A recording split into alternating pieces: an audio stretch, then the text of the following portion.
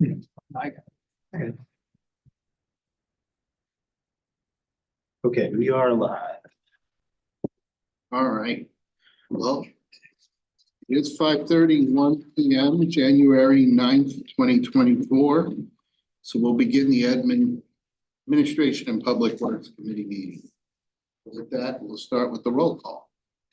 Chair Garitano, Here, Councilmember Clark. Here. Councilmember Edens. Councilmember Nyan. Here.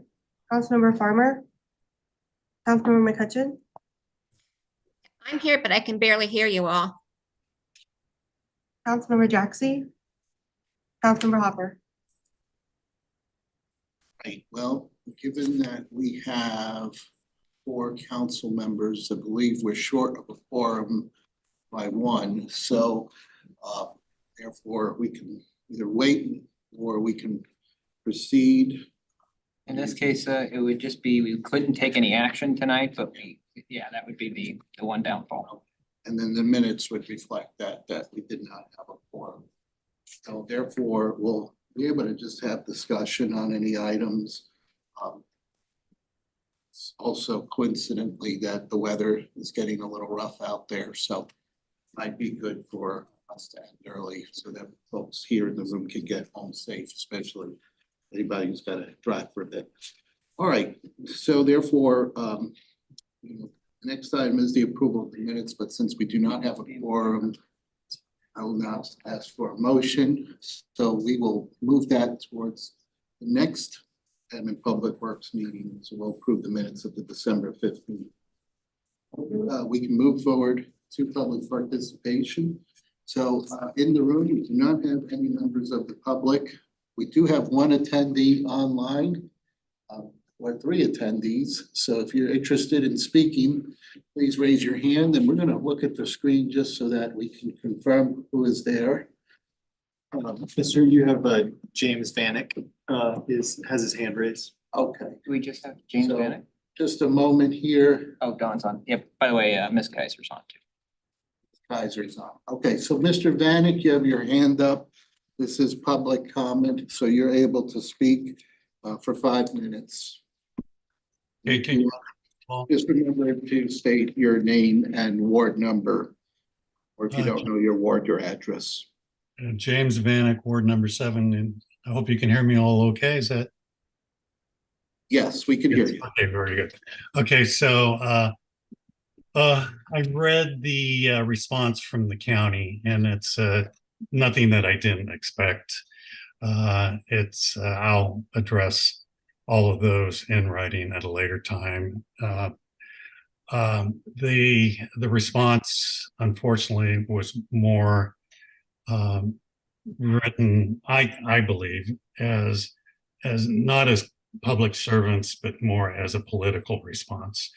And I'm not trying to be mean or anything like that, but I think the crux of the whole thing and the importance of some of the things that was mentioned in the response that you may have read is that we have to know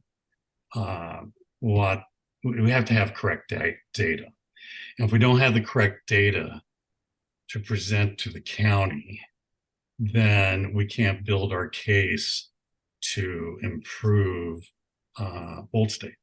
So I'm hoping that you in the Public Works and also I don't know if it's handled in Public Works or if it's handled later on in the City Council, but perhaps we enlist the help of the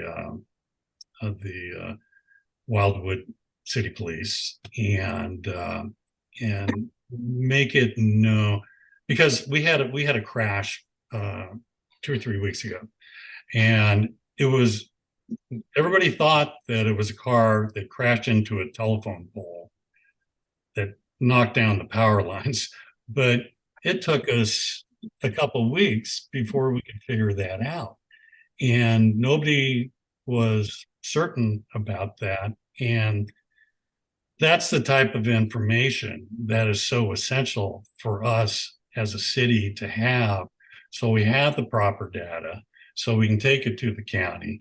And I don't think the county has, there's a lot of people, especially late at night, who go off the side of that road who may probably have had too much to drink and then don't want to call the police.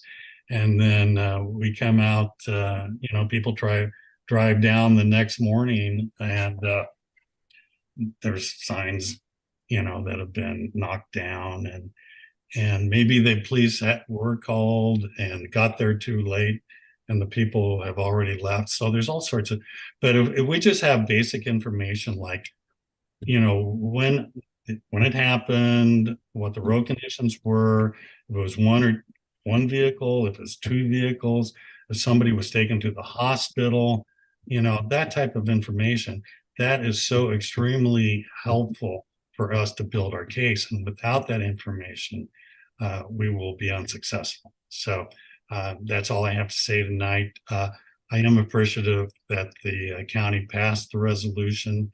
Thank you for that. And I think that's it for now. Thank you all. All right, thank you, Mr. Vanek. All right, again, if there's anyone else online, I do not see anyone with their hand raised, so therefore we'll move forward in the agenda here from the public participation piece.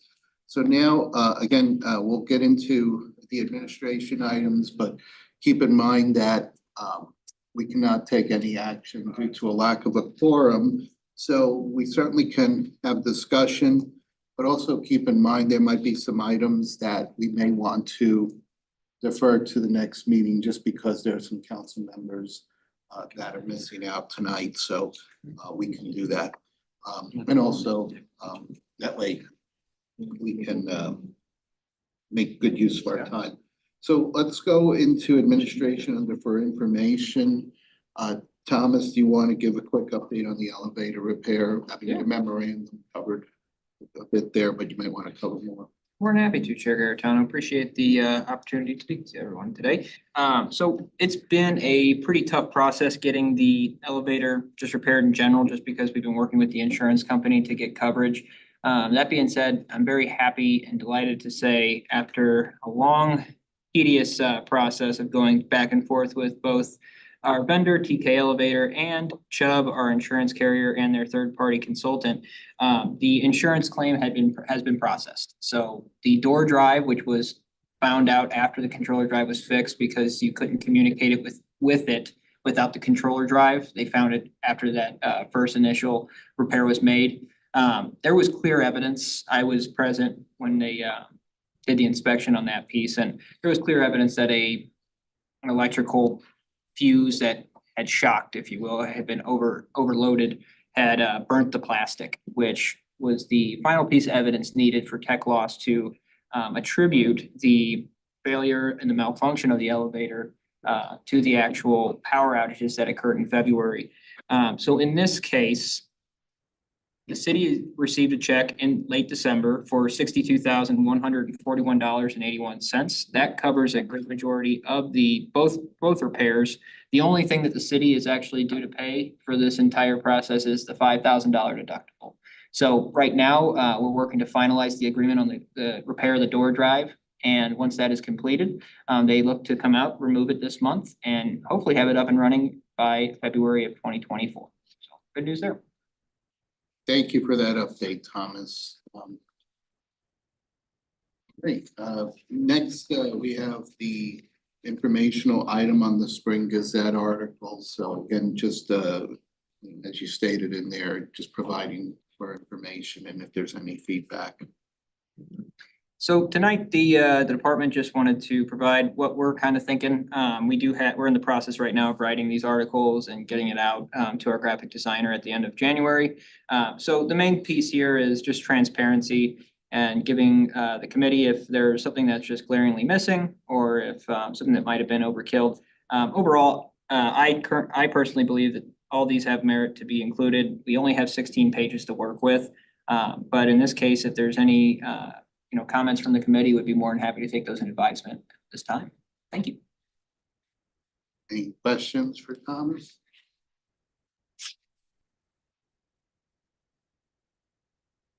so we'll come back then to that. Next, we have, let's see. What's next, Thomas? The investment management services and associated fees? So in this case, Chair Garitano, I believe that the move would be, we're currently collecting additional info, but I'd be more than happy to give a briefing here, but this will be on the agenda at the next meeting. The main piece that I'd like everyone to take across here was that when we went back and reviewed the proposals that were submitted, and we had the recommendation from the third party, Mr. David Saucier, with the state of Missouri, he's the director of investments. We had initially believed that Columbia Capital obviously would have charged that 0.12% charge for service to be our investment management advisor. The item that we found out as we started looking at the contract was that we would also be responsible for a fee to Commerce as the custodian. So just for them to handle the money of the investment cash, if you will, to hold it and facilitate that transfer of cash, we would actually owe them a nice sum, a decent percentage as well. And I wanted to make sure that the committee, and like I said, this will be for action during the next meeting. I wanted to make sure the committee was aware of this, just because originally we were basing it off the 0.12 percentage, and just some items to take into account. We would be, based off December's investments, we have calculated that if we just utilize the monies that were currently in there, the minute you sign the contract, you start accumulating fees on that percentage basis point. So if you did a 12-month, if you used December, what we had in there for December, and you extrapolated to a 12-month duration, we would actually end up paying around $73,936 for both service with Commerce and service with Columbia Capital, with the charge for just the custodial fees being very similar and almost approaching that of actual the investment management advisor role. So one item I wanted to take into consideration was that when at $73,000 that would go against the balance sheet. And when interest rates start to settle a little bit, we've been very fortunate, the city's been very fortunate in the last year to be able to make a decent, make some decent interest from the current rates that bonds and CDs are currently at. So when those rates return to more of a normal size, if you will, right now, we currently have the rates baked in. So there's no actual charge that goes against the balance sheet, if you will. But that being said, in the sake of transparency, you want to know potentially what that charge is.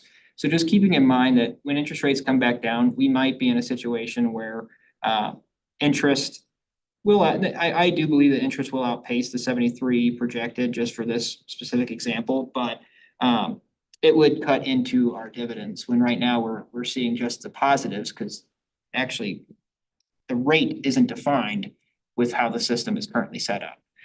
Another item that Commerce, obviously not wanting to lose us as a customer, so as an informational item, they did note that if it was more about having a upfront fee and being more transparent about that fee, that would cost 0.11% or 11 basis points to pretty much be the person that serves as the custodian and executes the trade for us, but there would be no investment advice and service along with that. So it'd be pretty much what we're doing now, but it wouldn't have the be what we're doing now, but it would have a flat rate attached to the front. So I know we can't take any action tonight, but I wanted to bring this to the attention to give reason for why it hasn't gone straight to council yet. We will bring this back to committee next month as a 4-action item with additional information. And if the committee would like, we could also reach out to the vendors to answer questions at that meeting as well. Thank you. So it looks like I'll back to this, but I'll pause to see if there's any comments on that. Okay, so moving on then, the next item is the update on the charter internet speed data. Thank you, Chair Garitano. So exciting news, the city, this is the information received is confidential, but the city did receive internet speed data for the 471 addresses that we submitted to charter for consideration, first and foremost. But secondly, we had asked for them to provide any addresses that are not on that list, not in, so a couple conditions here, not on the list that we provided them, not on the phase one list, and are located in Wildwood with less than 100 megabits per second upload and 20 megabits per second download, which is currently defined by the FCC as the underserved. So unserved would be under 25 and under 3 download. And then as for underserved, that would be the case for the same amount. So it seems that with the data that's been provided, which is the preliminary review, our residents are, they're accurately reporting their experience with not having the best service options. But what the goal would be here is to, since this is confidential information because it has competitor data from Charter, we would have the department would propose having a closed session meeting once the data has been reviewed and kind of formatted in a way so it's not all as clunky as it is currently. Have a closed session meeting to review and finalize the phase 2 list and start getting a bid. Get out there and start moving phase 2 along. So good news in that regard that it's came through, and the department expects to have the data in a presentable fashion, most likely at the February meeting. So there should be, in this case, a closed session in February to review that data. Thank you. Any questions on that? Thanks, Thomas. All right, so we don't have any 4 action items under administration, so we'll move into public works. Under 4 information, we have an update on deer management. I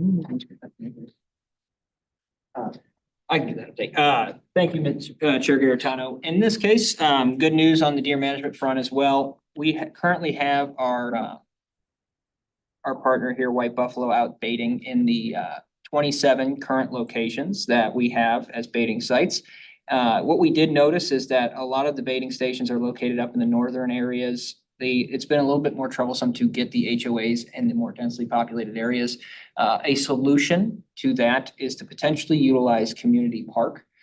This has been discussed with the mayor and seems to be fine in this regard, but we wanted to bring it to your attention tonight to get any feedback. But in this case, if we were to use community park, it would give us a little better coverage after discussing with White Buffalo what would be the most effective step, since we weren't able to cover those densely populated areas, the HOAs. It's a tough choice when the houses are very close together and it just doesn't have the, I would say the privacy to be able to conduct baiting operations without 10 houses having eyes on it. So an HOA is kind of put in a bad situation to make that call. So luckily, right outside of the NE1 area that has been defined for this year's operations, we do have one of the city's greatest assets, the community parks.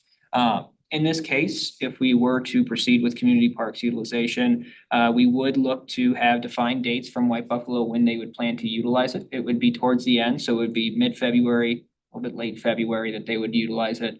And there would be message boards put out at the main entrance of the park, along with having a more involved police presence at the park on the days of operations, along with having additional signage at every entrance point. And we've worked with the Department of Parks, Mr. Boonish, our Director of Parks, to conclude what are the benefits here. We noticed that there was a lot of degradation of the vegetation out there, and that to get coverage and also help benefit the community, especially with lowering the number of deer vehicular collisions on Highway 100 specifically, this would be a good move, and White Buffalo agreed with that. So they were looking to get it into the rotation towards the back end of the first year of the operations, just to hopefully get the deer count even higher than it would be. So the wanted to get some feedback from the committee tonight on that idea, but right now they're currently baiting with the anticipation to start culling operations on January 16th. Thank you. We have Deborah with your hand up. Yeah, can you hear me? Yes. Yeah, We got a little bit of an echo, so. yeah, Yeah. hold on.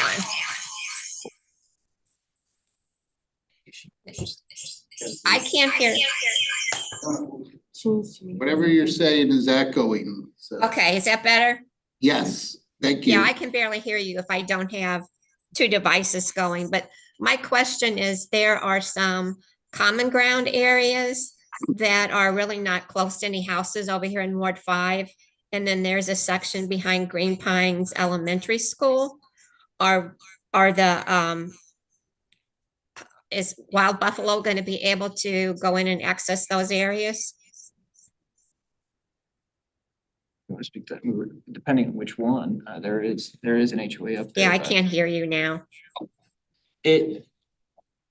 Well, all I was gonna say, Councilmember McCutcheon, at this point, I know we looked at a number of properties with White Buffalo in that vicinity, including the elementary school property. At this point, I don't believe we have plans to utilize any of them for a variety of reasons. Sometimes they're not suitable.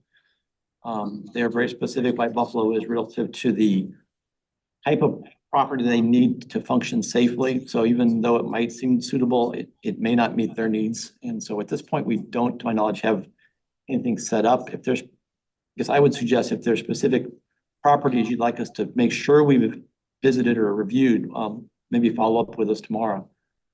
And we'll bring that to the attention of White Buffalo. In this case, and also I think it might be the Evergreen HOA that the property that you might be referring to. And in this case, we have made numerous attempts to reach out to the Evergreen HOA, but we had not heard anything back. Another issue with the common ground just in general is that say a resident, well, say White Buffalo is able to get permission for the common ground. A lot of the times the common ground only has access through a private property.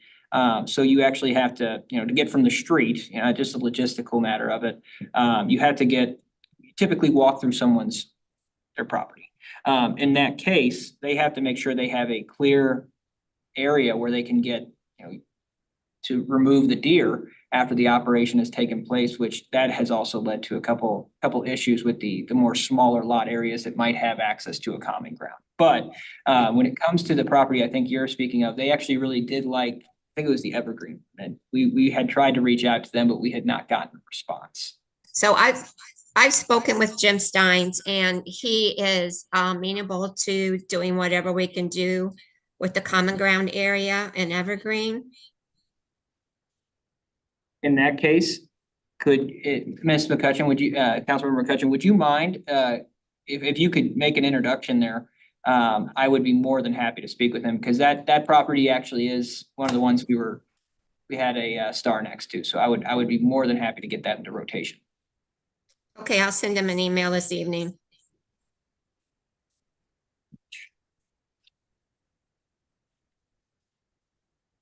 All right, Councilmember Clark. Yeah, I guess along that same line, and I sound like a broken record, but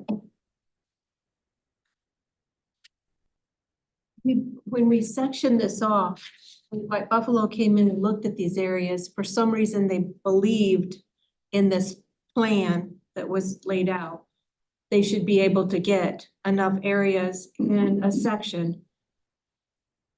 And I guess together with the staff or whoever made the plan together with them. And maybe use this as a learning guide for the next year to make sure we note this, that we have to start this process months, probably by June, at least by June, start getting these properties and getting enough of these areas that White Buffalo needs before we get to the point that we need them.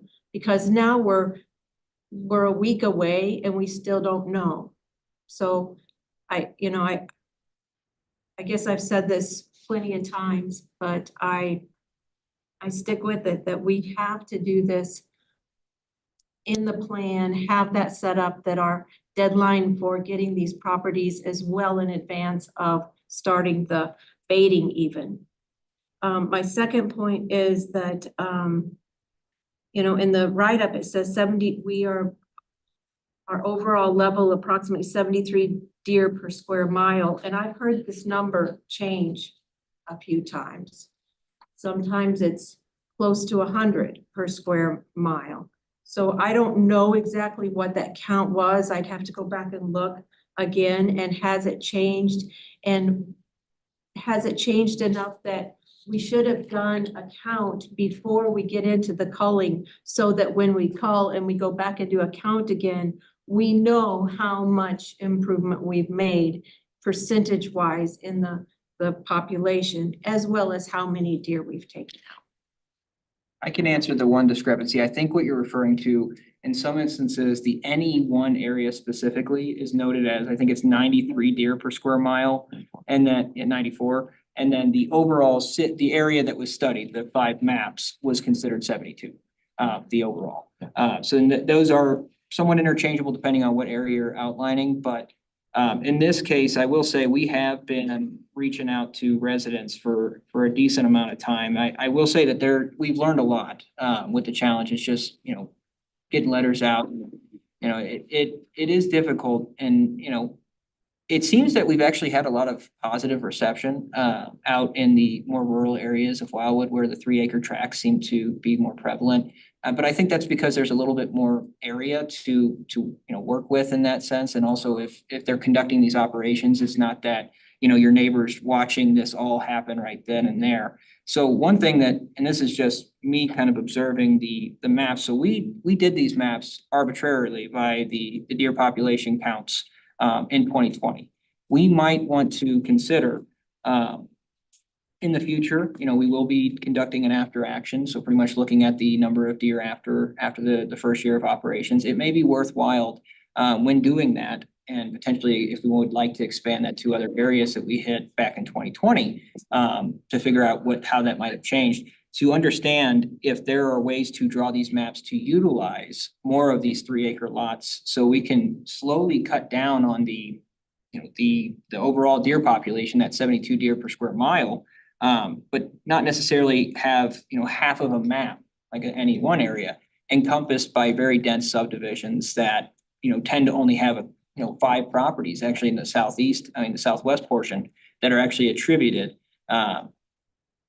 to its HOA common ground. So that's something that I think we might want to take a look at, just because after sending, we sent out multiple letters, had our Sergeant Wendling out on the ground actually knocking doors for the sites that White Buffalo had noted as positive. And it seemed like we've gotten a positive reception. We've actually been able to get quite a bit of cooperation. And right now we've got bait out there.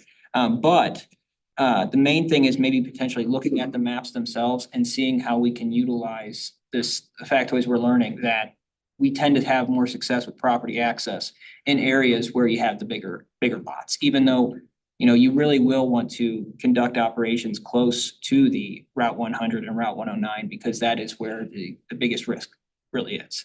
But thank you, and I appreciate that. Do you want to add anything there, Rick? No, it's just, I think the challenge that we've found is getting agreements in place with small lot subdivisions. That's really been the difficulty. The 3-acre lot developments, those areas have been fairly receptive, but it's just those traditional subdivisions. It is going to take more work.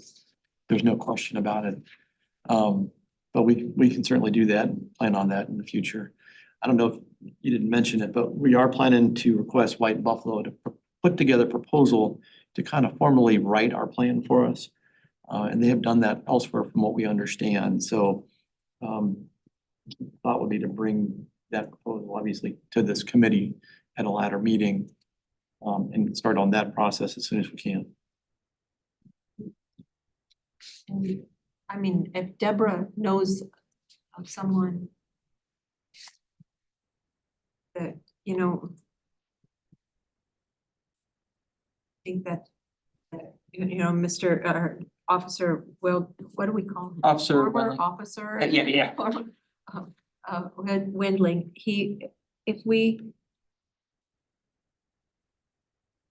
we just need a plan so that we can get out there and make sure that we've got with all of these people that, Deborah knows someone that wasn't even contacted, maybe, I don't know. I don't know if this person got a letter or if, I don't know, was that an HOA? It should be an Evergreen HOA trustee, and we did reach out to it might not have been, I'd have to check my email, but we did reach out to the Evergreen HOA, the most up-to-date information. That was one of the ones we emailed quite a few times, because there is as Ms. McCutcheon said, Councilmember McCutcheon said, there is a very good strip of land right next to Green Pines Elementary that would make a lot of sense. That's tucked right in there in the more densely populated area. But yeah. Sorry. Teresa, it was more of a conversation that we had in general.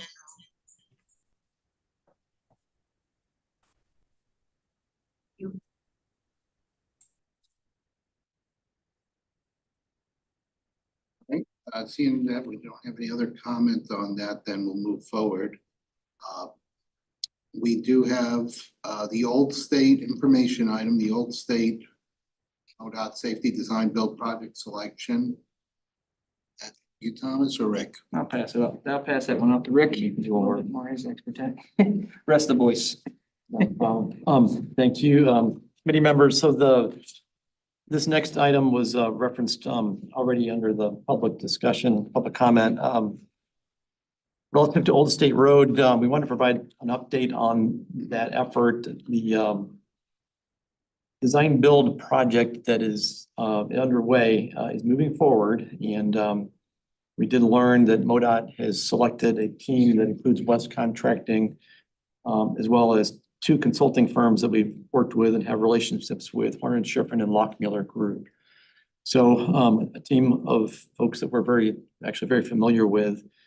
I think that's a good thing overall. I don't know if it really gives us any advantage, but they were selected by the commission to do the design build effort. And so the next question was, did they include any improvements to Old State with their proposal? And I guess unfortunately, we don't yet know whether they did or they didn't. The feedback I got when I contacted Lockmuller is that they likely have included improvements to the very southern portion of Old State Road.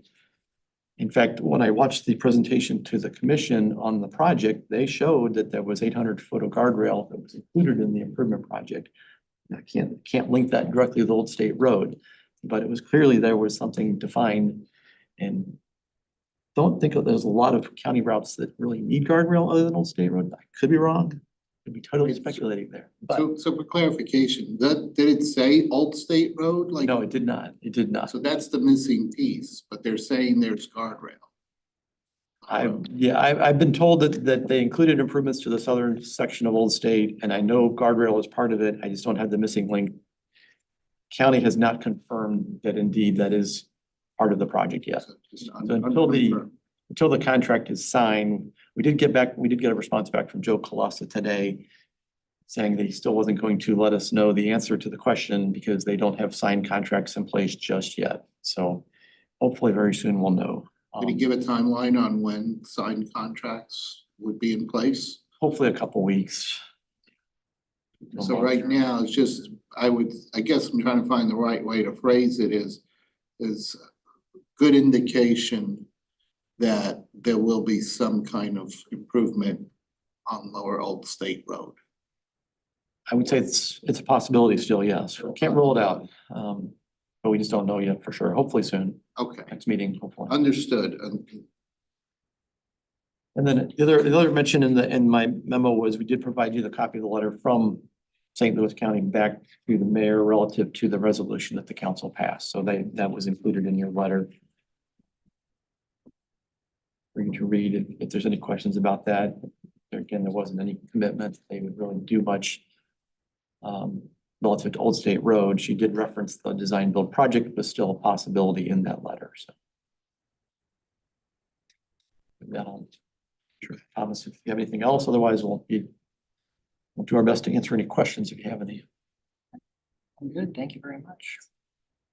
So, yeah, I think there is some good news that there's a good, strong possibility for Lower Old State, but then the remainder of their letter seems to indicate that there isn't any possibility in the near future for Old State. Again, this is this St. Louis County, which is a county road. So, and we've already submitted a resolution.